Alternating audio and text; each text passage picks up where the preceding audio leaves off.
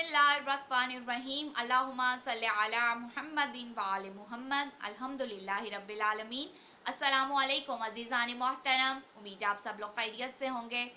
खुदावंद आलम से दुआ दरख्वास्त है कि वो हमारे आखिरी इमाम मेहदी अलैहिस्सलाम का जल्द अज जल्द ज़हूर फरमाएं, हमारा शुमार इमाम के हामियों और नासरों में हो, आमीन या रब्बिल आलमीन। अज़ीज़ान मोहतरम, आज के मेरे बयां का मौजू है हज़रत अबुल फ़ज़ल अब्बास अलमदार अलैहिस्सलाम। इससे पहले मैंने अपनी एक सीरीज़ रिकॉर्ड करवाई हैं जिनमें मैंने हज़रत अबुल फ़ज़ल अब्बास अलमदार अलैहिस्सलाम के मकाम और मंजिलत पे गुफ्तगू की है, यानी वो क्या बुलंद मकाम और मंजिलत रखते हैं अल्लाह रब्बुल इज़्ज़त की बारगाह में, रसूल खुदा सल्लल्लाहु अलैहि वसल्लम की बारगाह में और दीगर आइमाए ताहरीन अलैहिमुस्सलाम की निगाह में उनका क्या बुलंद मकाम और मर्तबा है और किन अल्फाज में आइमाए ताहरीन अलैहिमुस्सलाम ने उनको खराज तहसीन पेश किया है। आज का जो ये मेरा बयां है वो मखसूस है हज़रत अबुल फ़ज़ल अब्बास अलमदार अलैहिस्सलाम के मकाम इस्मत से। कुछ लोग ये समझते हैं कि हज़रत अबुल फ़ज़ल अब्बास अलमदार अलैहिस्सलाम नाउज़ बिल्लाह मासूम नहीं है, इसलिए क्योंकि उनका शुमार चहारदाए मासूमीन में नहीं होता। और मैं ये समझती हूँ कि इस तरह का नजरिया रखना या इस तरह की गुफ्तगू करना हज़रत अबुल फ़ज़ल अब्बास अलमदार अलैहिस्सलाम की शान में गुस्ताखी के बराबर है, इसलिए कि हज़रत अबुल फ़ज़ल अब्बास अलमदार अलैहिस्सलाम कोई आम हस्ती नहीं है। मासूमीन के बाद अगर कोई बरगुज़ीदा सबसे मासूम तरीन हस्ती है तो वो हज़रत अबुल फ़ज़ल अब्बास अलमदार अलैहिस्सलाम की हस्ती है। हज़रत अब्बास अलमदार अलैहिस्सलाम की ज़िंदगी पे मुख्तलिफ किताबें लिखी गई हैं, जिनमें से एक किताब का हवाला मैं आपके सामने बयान कर रही हूँ। किताब का नाम है अल अब्बास। इसको तहरीर किया है इलामा सैयद अब्दुल रज़ाक मूसवी ने और इसका तर्जुमा किया है सैयद हुसैन मेहदी हुसैनी ने। ये किताब अरबी में लिखी गई और बाद में इसके दीगर लैंग्वेजेस में इसकी ट्रांसलेशन की गई और फिर पब्लिश की गई है। ये किताब नेट पे भी मौजूद है। किताब का नाम दोबारा अर्ज करती चलूं, किताब का नाम है अल अब्बास और ये तहरीर है इलामा सैयद अब्दुल रज़ाक मूसवी की। इसके अलावा ये हार्ड फॉर्म में भी दीगर जामियात में और इस्लामिक लाइब्रेरीज में मौजूद है। इस किताब की खास बात यह है कि इसमें किताब के मौलफ ने हज़रत अबुल फ़ज़ल अब्बास अलमदार अलैहिस्सलाम के मकाम इस्मत पे गुफ्तगू की है और उसमें दलाइल पेश किए हैं। अल्लाह के लिए ये नामुमकिन नहीं है कि वो किसी एक ऐसी हस्ती को, किसी एक ऐसी शख्सियत को खल्क कर दे और इस दुनिया में भेज दे जो दुनिया की तमाम तर निजासतों से पाक और पाकीज़ा हो। मुख्तलिफ अदवार में अल्लाह ने अपने मलाइका भेजे हैं, अपने नबी भेजे हैं, अपने अम्बिया भेजे हैं, अपने रसूल भेजे हैं और फिर आइमा ताहरीन अलैहिस्सलाम का जिस तरह से सिलसिला शुरू किया है इस दुनिया में इंसानों की तबलीग के लिए, तो उससे ये बात साबित होती है कि बिल्कुल अल्लाह ने ऐसे लोग, ऐसी शख्सियात खल्क की हैं कि जिनमें निजासत का अंसर नहीं पाया जाता, जिनसे कोई गुनाह सरजद नहीं होता। वो हुज्जत खुदा के तौर पे माशरे में मौजूद होते हैं, लोगों के दरमियान मौजूद होते हैं, उनकी अखलाक और किरदार की तरबियत करते हैं और तबलीग का काम करते हैं।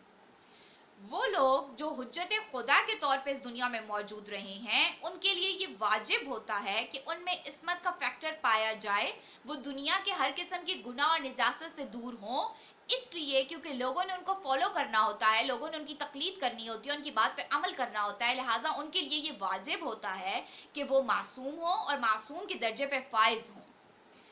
इसी तरह से कुछ लोग ऐसे हैं जो कि अल्लाह की तरफ से हुज्जत खुदा के तौर पे दुनिया में मौजूद नहीं होते, मगर वो अपने तर्ज जिंदगी और बंदगी को मासूमीन से लेते हैं और फिर वो अपने आप को मासूम के दर्जे तक पहुंचा लेते हैं।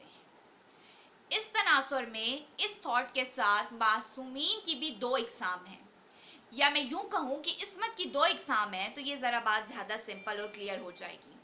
इस्मत की जो पहली किस्म है उसको कहा जाता है इस्मत इस्तग़फ़ाइया। ये इस्मत कुबरा भी कहलाती है और इस्मत इस्तग़फ़ाइया वो लोग होते हैं जो कि हुज्जत खुदा के तौर पे मौजूद होते हैं। ये लोग जो हुज्जत खुदा के तौर पे मौजूद होते हैं या जिनके लिए इस्मत वाजिब होती है, वो दुनिया के किसी भी इंसान पे डिपेंड नहीं कर रहे होते, वो दुनिया के हर इंसान से, दुनिया की हर चीज़ से बेनियाज होते हैं। और इसकी एक अहम वजह वो इल्म लदुन्नी है, वो इल्म गैब है, वो अखलाक व किरदार की तरबियत है जो उनको अल्लाह की तरफ से दी जाती है। जैसा कि मैं अर्ज करूं कि अगर रसूल खुदा सल्लल्लाहु अलैहि वसल्लम एक हुज्जत खुदा के तौर पे लोगों के दरमियान मौजूद रहे हैं, या इमाम अली इब्न अबी तालिब अलैहिस्सलाम और दीगर आइमा ताहरीन अलैहिमुस्सलाम हुज्जत खुदा के तौर पे लोगों के दरमियान मौजूद रहे हैं, वो दुनिया के किसी भी शख्स पे अपने इल्म के लिए, अपने किरदार के लिए, अपने अखलाक के लिए डिपेंड नहीं करते रहे, इसलिए क्योंकि अल्लाह ने उनको इल्म लदुन्नी के साथ, علم غیب کے ساتھ اس طرح سے معرفت عطا کی تھی اور یہ تمام علوم اللہ کی طرف سے ان کو دیے گئے تھے، لہٰذا وہ اللہ کے سوا کسی بھی دنیاوی انسان کے دنیاوی مٹیریلسٹک ریسورس پہ ڈیپینڈ نہیں کر رہے تھے۔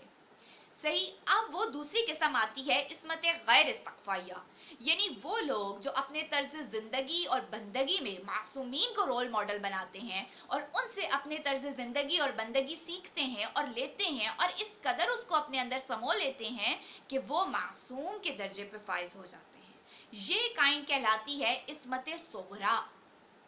کتاب کے مؤلف نے یہ کہا کہ حضرت ابوالفضل عباس علمدار علیہ السلام چونکہ حجت خدا کے طور پہ اس دنیا میں موجود نہیں تھے اس دور میں، اس لیے کیونکہ اس وقت کے امام حسین علیہ السلام موجود تھے اور وہ وقت کے امام کی حیثیت سے وہاں پہ موجود تھے۔ حضرت ابوالفضل عباس علمدار علیہ السلام نے اپنے طرز زندگی اور بندگی کس کس سے لیا ہے؟ انہوں نے اپنے بابا امام المتقین امام العصیہ حضرت علی بن ابی طالب علیہ السلام سے لیا ہے، یا پھر انہوں نے اپنے بڑے بھائی حضرت امام حسن مجتبی علیہ السلام سے لیا ہے، یا پھر انہوں نے اپنے بھائی حضرت امام حسین علیہ السلام سے لیا ہے۔ صحیح، تو حضرت عباس علمدار علیہ السلام کا جو طرز زندگی ہے، جو طرز بندگی ہے، وہ معصومین سے لیا گیا ہے، عصمت استغفائیہ سے لیا گیا ہے، لہٰذا وہ عصمت غیر استغفائیہ کے درجے پہ فائز ہیں، اور حضرت ابوالفضل عباس علمدار علیہ السلام بھی ایک معصوم ہیں۔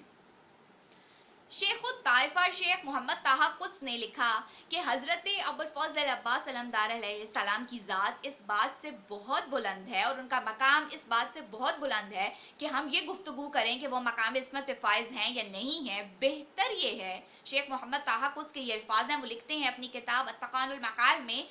کہ حضرت ابوالفضل عباس علمدار علیہ السلام کے لیے بہتر یہ ہے کہ ہم ان کا ذکر ائمہ طاہرین علیہم السلام کے ساتھ کریں۔ عزیزان محترم، شیخ محمد اصفہانی نے حضرت ابوالفضل عباس علمدار علیہ السلام کی شان میں جو قصیدہ لکھا ہے، اس میں انہوں نے حضرت عباس علمدار علیہ السلام کے مقام اور منزلت کو اس طرح سے پیش کیا ہے کہ وہ کہتے ہیں کہ میں یہ لکھنے پہ مجبور ہوں کہ حضرت ابوالفضل عباس علمدار علیہ السلام مقام عصمت سے بھی بلند مقام رکھتے ہیں۔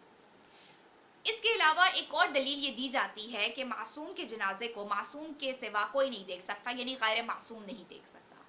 اس کی ایک وجہ یہ ہے کہ جب امام کی روح پرواز کرتی ہے اور وہ عالم الملکوت میں جاتی ہے تو وہاں پہ ایک حد ہے جس کے کعبہ قوسین کہا جاتا ہے، جہاں پہ حضرت جبرائیل علیہ السلام کی حد ختم ہو جاتی ہے، وہاں پہ امام کی روح جاتی ہے اور امام کا جسم اطہر غیر معصوم کے جسم اطہر کی طرح نہیں ہوتا، یعنی اس کو غیر معصوم نہیں دیکھ سکتا۔ بحر الانوار میں یہ موجود ہے کہ جب رسول خدا صلی اللہ علیہ وآلہ وسلم اس دنیا سے رخصت ہوئے ہیں، امام علی بن ابی طالب علیہ السلام آپ کو غسل و کفن دے رہے ہیں، تو اس وقت بحر الانوار کی روایت میں آپ کے سامنے بیان کر رہی ہوں، حضرت علی بن ابی طالب علیہ السلام کو جو شخص پانی دے رہے ہیں ان کا نام ہے جناب فضل بن عباس بن عبد المطلب، یعنی حضرت عباس بن عبد المطلب کے بیٹے ہیں جناب فضل، وہ حضرت امام علی بن ابی طالب علیہ السلام کی مدد کر رہے ہیں اور ان کو پانی دے رہے ہیں۔ اس وقت امام علی بن ابی طالب علیہ السلام وقت کے امام کی حیثیت سے موجود ہیں اور امام علی نے ان کو یہ حکم دیا ہے کہ آپ اپنی آنکھوں پہ پٹی باندھیے، اس لیے کہ اگر غلطی سے بھی آپ نے رسول خدا صلی اللہ علیہ وآلہ وسلم کے جسم اطہر کو دیکھ لیا تو آپ کی آنکھوں کے جانے کا خدشہ ہے، آپ کی بینائی جانے کا خدشہ ہے، آپ کے نابینا ہونے کا خدشہ ہے۔ عزیزان محترم، ذخائر الاقوام جو کتاب ہے اس میں یہ روایت موجود ہے کہ جب حضرت امام حسن مجتبی علیہ السلام اس دنیا سے رخصت ہوئے